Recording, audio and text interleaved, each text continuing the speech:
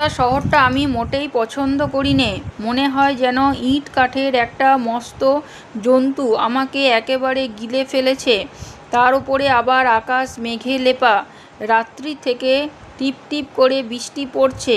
শান্তিনিকেতনের মাঠে যখন বৃষ্টি নামে তখন তার ছায়ায় আকাশের আলো করুণ হয়ে আসে।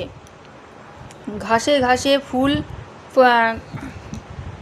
কোথায় গেল ঘাসে ঘাসে পুলক লাগে। গাছগুলি যেন কথা কইতে চায়। আমার মনের মধ্যে গান গেয়ে ওঠে, আর তার সুর গিয়ে পৌঁছায় দিনুর ঘরে।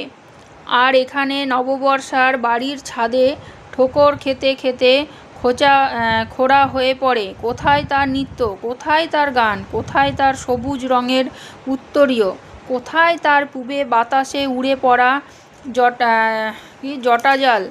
কথা হচ্ছে এবার শ্রাবণ মাসে আর পছন্দের মতো কলকাতায় বর্ষা মঙ্গল গান হবে, কিন্তু সে গান শান্তিনিকেতনের মাঠে তৈরি। সে গান কি কলকাতা শহরে হাটে জমবে? এখানে অনুরোধের পর কখনো কখনো আমার নতুন বর্ষার গান গাইতে হয়েছে, কিন্তু এখনকার বৈঠকখানায় সেই গানের সুর ঠিক মতো বাজে না।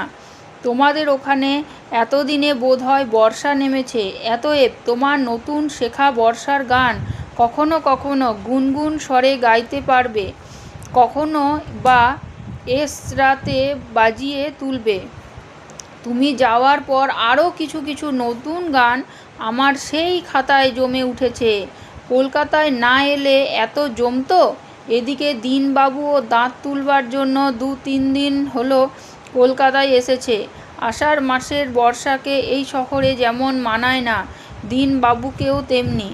আজ সকালেই সে পালাবে স্থির করেছে। ইতি 29শে আষাঢ় 1329 সাল। এবার 2। আত্রাই নামক একটা নদীর ওপর বোটে করে ভেসে চলেছি। বর্ষার মেঘ ঘন হয়ে আকাশ আচ্ছন্ন করেছে। একটু ঝোড়ো বাতাসের মতো বইছে, পাল তুলে দিয়েছে। নদীর কূলে কূলে পরিপূর্ণ স্রোত। খরতল দলে দলে শৈবাল ভেসে আসছে। পল্লীর আঙিনার কাছ পর্যন্ত জল উঠছে। ঘন বাঁশের ঝাড়, আম, কাঁঠাল, তেঁতুল, কুল, শিমুল নিবিড় হয়ে উঠে গ্রামগুলিকে আচ্ছন্ন করে ফেলেছে। মাঝে মাঝে নদীর তীরে তীরে কাঁচা ধানের ক্ষেত্রে জল উঠেছে। কচি ধানের মাথা জলের ওপর জেগে আছে। দুই তটে স্তরে স্তরে সবুজ রঙের ঘনিমা ফুলে ফুলে উঠেছে। তারই মাঝখান দিয়ে বর্ষার খোলা নদীটি তার গেরুয়া রঙের ধারা বহন করে ব্যস্ত হয়ে চলেছে। সমস্তটার উপর বাদল সায়াংশের ছায়া। বৃষ্টি নেমে এলো। দূরে মেঘের ফাঁস দিয়ে সূর্যাস্তের একটা ম্লান আভা। এই বৃষ্টির ধারা আবেগের ওপর যেন সান্ত্বনার ক্ষীর প্রয়াসের মতো এসে পড়েছে। আমার এই বোট পা ছাড়া নদীতে আর নৌকা নেই।